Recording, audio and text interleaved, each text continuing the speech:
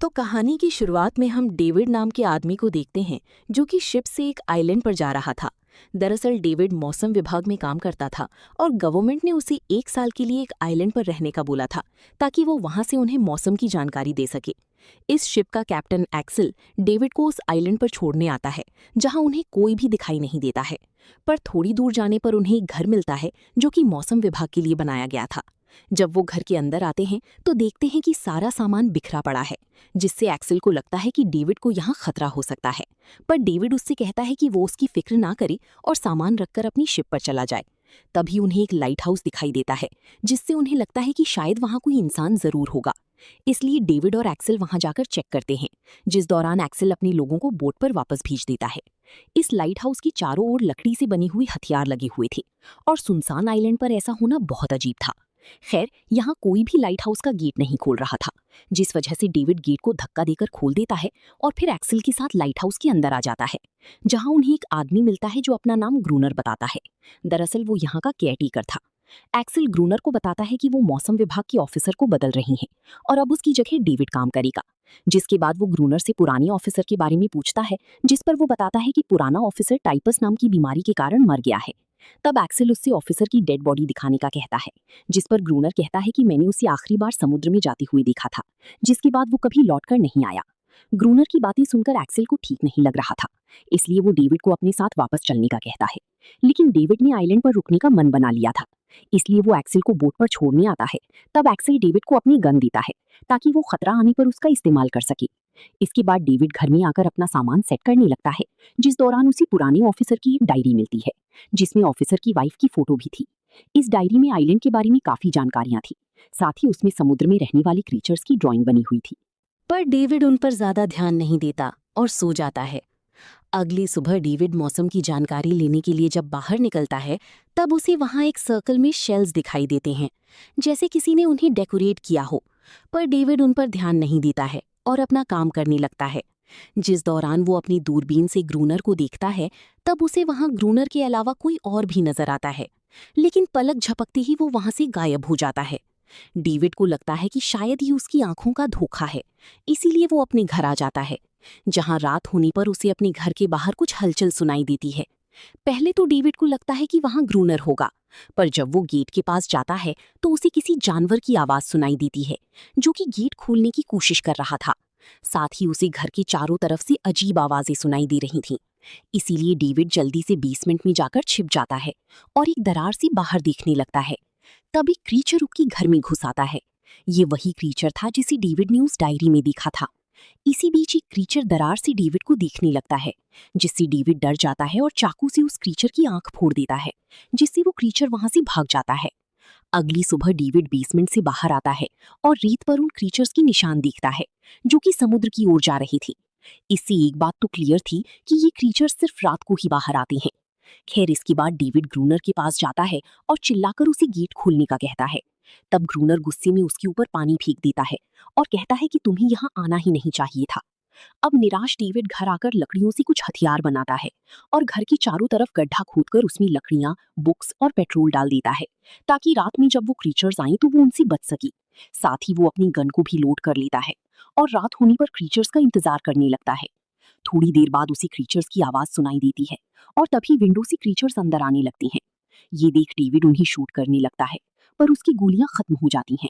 इसीलिए वो जल्दी से घर के बाहर बने गड्ढे में आग लगा देता है, जिससे घर की चारों तरफ आग फैल जाती है और सारी क्रीचर्स डरकर भाग जाते हैं। लेकिन ये आग घर में भी फैल जाती है, इसीलिए डेविड अपनी जान बचाकर घर से बाहर आ जाता है, जिससे उसका हाथ भी जल जाता है। वो एक पत्थर के पीछे छिप जाता है। तभी वहां बारिश होने लगती है और उसे बाहर ही रात काटनी पड़ती है। अगली सुबह डेविड देखता है कि आग के कारण उसका बहुत नुकसान हो गया है और अब वो उस घर में नहीं रुक सकता। इसीलिए वो ग्रूनर के पास जाता है और देखता है कि ग्रूनर समुद्र की ओर जा रहा है। डेविड उसका पीछा करता है, जिस दौरान एक समुद्री क्रीचर उस पर हमला कर देती है। पर डेविड अपने आप को बचाकर उस क्रीचर पर गन पॉइंट कर देता है। तभी ग्रूनर वहां आ जाता है और डेविड पर गन पॉइंट करके उसी क्रीचर को छोड़ने का कहता है। जिसके बाद ग्रूनर डेविड को बताता है कि ये क्रीचर तुम्हें नुकसान नहीं पहुंचाएगी, क्योंकि ये मेरे साथ रहती है।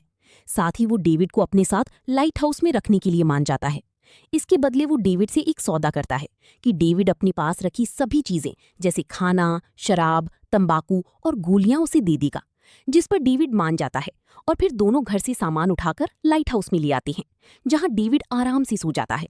और जब उसकी आंख खुलती है तो वो देखता है कि क्रीचर उसका जला हुआ हाथ चाट रही है, जिससे वो डर जाता है। तभी वो देखता है कि क्रीचर के चाटने से उसका हाथ जल्दी ठीक हो रहा है। यहाँ डेविड ग्रूनर से पूछता है कि आखिर ये क्रीचर तुम्हारी पास कैसी आई और तुम्हारी हर एक बात क्यों मानती है, जिस पर ग्रूनर बताता है कि मैंने इसकी जान बचाई थी, तब से ही ये मुझे अपना मालिक समझती है और मुझे छोड़कर नहीं जाती है। ग्रूनर इस क्रीचर के साथ बहुत बुरा बर्ताव करता था, साथ ही वो इसके साथ हैंग आउट भी होता था। एक बार इस क्रीचर ने ग्रूनर को काटा भी था, जिस वजह से उसने क्रीचर को बहुत पीटा। तब से ही वो उसे कोई नुकसान नहीं पहुंचाती। यहाँ हमें समझ आता है कि जो क्रीचर्स लाइट हाउस पर हमला करने आते हैं वो असल में अपनी साथी को वापस लेने के लिए आती थी, लेकिन ग्रूनर उन्हें मारकर भगा देता था क्योंकि वो नहीं चाहता कि उसकी ये गुलाम क्रीचर उसे छोड़कर जाए।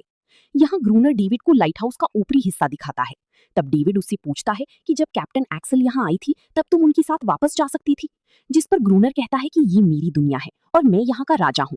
यहाँ मैं अपनी मर्जी से जीता हूँ और मुझे रोकने वाला कोई नहीं है, इसलिए मैं यहाँ से कहीं नहीं जाऊंगा। जिस पर डेविड कहता है कि मैं यहाँ नहीं रुक सकता, जैसे ही मुझे कोई शिप नजर आएगी मैं उन्हें सिग्नल दे दूंगा। इसी शाम वो क्रीचर डेविड के पास आती है। यहाँ डेविड और उस क्रीचर के बीच धीरे धीरे दोस्ती होने लगती है क्योंकि डेविड एक अच्छा इंसान था। रात होने पर ग्रूनर डेविड को ऊपर ले जाता है और क्रीचर्स को अपने पास बुलाने के लिए फ्लेयर गन चलाता है। साथ ही वो अपनी क्रीचर से कहकर बाकी के क्रीचर्स को बुलाने का कहता है। दरअसल ग्रूनर का मानना था कि अगर उन्हें यहाँ जिंदा रहना है तो उन्हें सभी क्रीचर्स को मारना होगा। थोड़ी ही देर में क्रीचर्स टावर की ओर आने लगते हैं। इतनी सारी क्रीचर्स को देखकर डेविड बुरी तरह डर जाता है और उसकी बॉडी सुन पड़ जाती है, जबकि ग्रूनर एक एक करके सभी को मार रहा था। ये सब देखकर डेविड चुपचाप अंदर चला जाता है। तब ग्रूनर को अकेले ही क्रीचर्स का सामना करना पड़ता है। अगली सुबह ग्रूनर डेविड को धमकी देता है कि यहाँ कमजोर लोगों की जरूरत नहीं है, अगर तुम्हें यहाँ रहना है तो उन क्रीचर्स को मारना होगा। इसके बाद वो डेविड को पानी लाने के लिए भेजता है। जब डेविड वापस आता है तो देखता है कि ग्रूनर उस क्रीचर के साथ इंटिमेट हो रहा है। कुछ समय बाद डेविड और ग्रूनर खाना खाते हैं। तब वो क्रीचर प्यार से डेविड को अपना खाना देती है, जो कि एक केकड़ा था। पर ग्रूनर को ये बात अच्छी नहीं लगती, इसलिए वो वहां से चला जाता है। इसी रात ग्रूनर फिर से उन क्रीचर्स को अपने पास बुलाता है, पर डेविड उन्हें शूट नहीं कर रहा था, इसीलिए ग्रूनर उसे वहां अकेला छोड़कर गेट बंद कर लेता है, क्योंकि उसके मुताबिक डेविड उसकी किसी काम का नहीं है। लेकिन अगली सुबह जब ग्रूनर गेट खोलता है तो उसे डेविड जिंदा मिलता है, जो कि खून से लथपथ था, यानी कि उसने सभी क्रीचर्स को अकेले ही मार दिया था।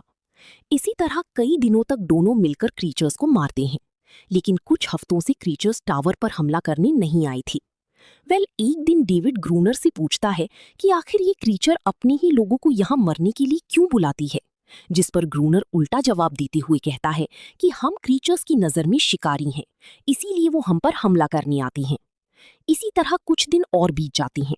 यहाँ दोनों रात होने पर बारी बारी से पहरा दिया करते थे। साथ ही ग्रूनर रोज उस क्रीचर के साथ जबरदस्ती करता था, लेकिन डेविड उसकी कोई मदद नहीं कर सकता था। एक दिन डेविड उस क्रीचर को नहाते हुए देखता है। तब वो उसके पास जाकर उसकी स्किन को छूता है, जो कि बहुत ठंडी थी। यहाँ डेविड उस क्रीचर को एनेरिस नाम से बुलाता है, जिसका मतलब जलपरी होता है। ये सब ग्रूनर दूर से देख रहा था, पर उसे डेविड की जरूरत थी, इसलिए वो उससे कुछ नहीं कहता। इसी रात ग्रूनर और डेविड चेस खेलती हैं, जिसमें डेविड उसे हरा देता है। तब ग्रूनर गुस्से में आकर अपनी गन उठा लेता है। डेविड उसे समझाता है कि ये बस एक गेम था, पर फिर भी ग्रूनर गन चला देता है। लेकिन ये गोली उसने डेविड पर नहीं, बल्कि हमला करने वाली क्रीचर को मारी थी। दरअसल दोनों ने आज पहरा नहीं दिया था। इस बात का फायदा उठाकर क्रीचर्स ने उन पर हमला कर दिया था। इस बार क्रीचर्स बहुत ही ज्यादा थी, जिन्हें संभाल पाना बहुत मुश्किल था। इसलिए ग्रूनर और डेविड छिपने के लिए लाइट कैबिन में घुसते हैं, जिस दौरान एक क्रीचर ग्रूनर की पैर पर हमला करके उसे घायल कर देता है। यहाँ दोनों बैठ जाती हैं और अपनी मौत का इंतजार करती हैं, क्योंकि उनके पास कोई दूसरा रास्ता नहीं था। लेकिन तभी सुबह हो जाती है, जिससे सभी क्रीचर्स समुद्र में चली जाती हैं। इस वजह से उनकी जान बच जाती है। इसके बाद एनेरिस ग्रूनर की घाव को चाट कर ठीक करती है।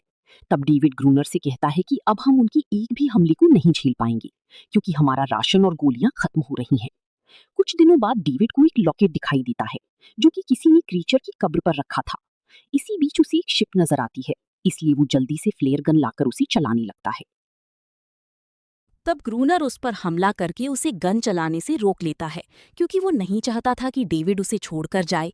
इसी दौरान अनीरियस डेविड को बचाने के लिए ग्रूनर पर हमला करने वाली होती है, इसीलिए ग्रूनर डेविड से दूर हट जाता है और फिर बेल्ट निकालकर अनीरियस को सबक सिखाने का कहता है, लेकिन अनीरियस वहां से भाग जाती है।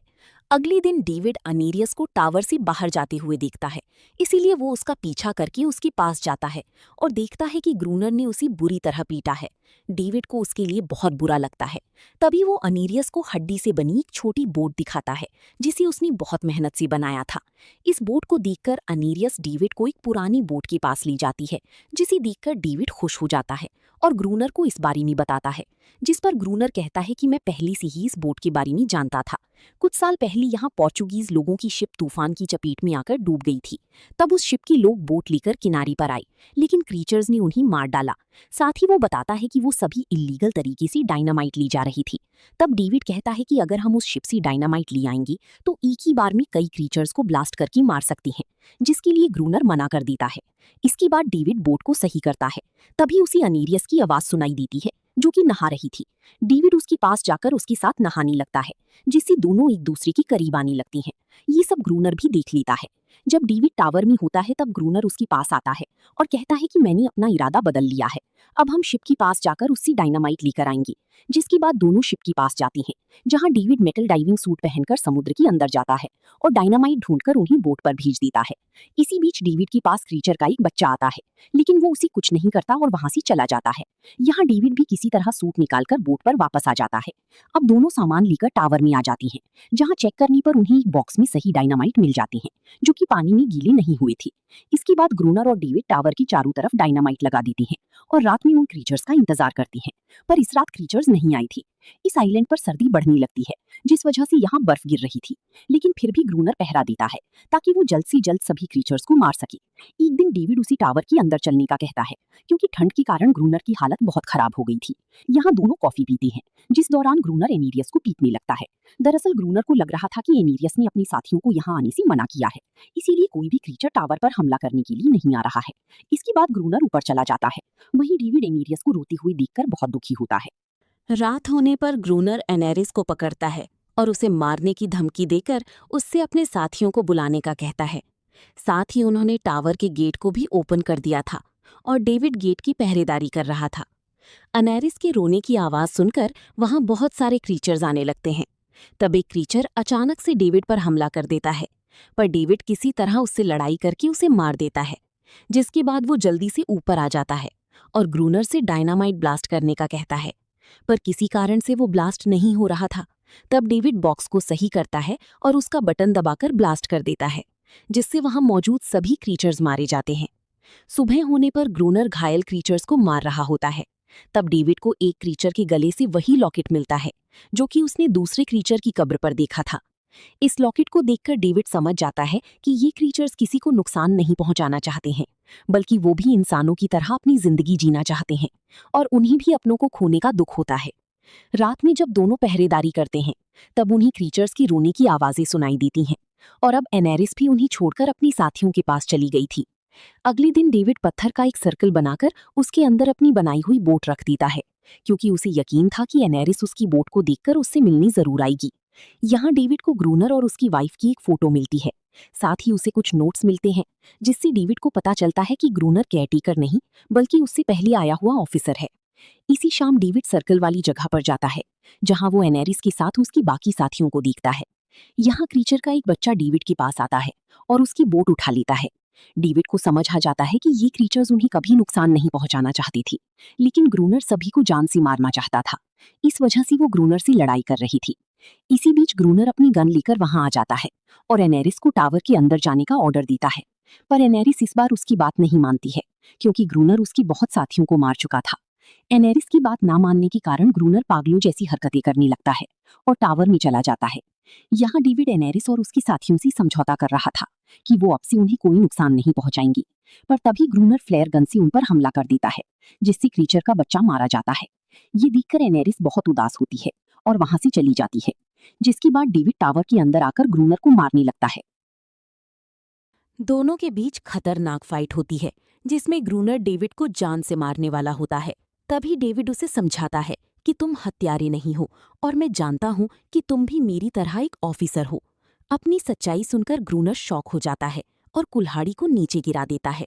दरअसल उसने अपना नाम इसलिए छुपाया था क्योंकि वो इस जगह से वापस जाना नहीं चाहता था। यहाँ ग्रूनर टावर का गेट खोलकर बाहर चला जाता है, जहां वो अपने आप को क्रीचर्स के हवाले कर देता है, यानी कि उसे अपने किए पर पछतावा हो रहा था। सभी क्रीचर्स उसे जान से मारकर अपना बदला ले लेते हैं। डेविड को आइलैंड पर रहते हुए 1 साल हो गया था, इसलिए नई ऑफिसर उसकी जगह किसी और को छोड़ने आई थी। डेविड के बाल बहुत बढ़ गई थी, जिस वजह से ऑफिसर को लग रहा था कि वो लाइट हाउस का केयरटेकर है। ऑफिसर बार बार उससे पूछ रहा था कि क्या तुमने डेविड को देखा है। ये सुन डेविड उनसे झूठ बोल देता है कि डेविड बीमारी के कारण मारा गया। ये झूठ ठीक उसी तरह था जैसा कहानी की शुरुआत में ग्रूनर ने बोला था। दरअसल अब डेविड ने यहीं पर रहने का फैसला किया था।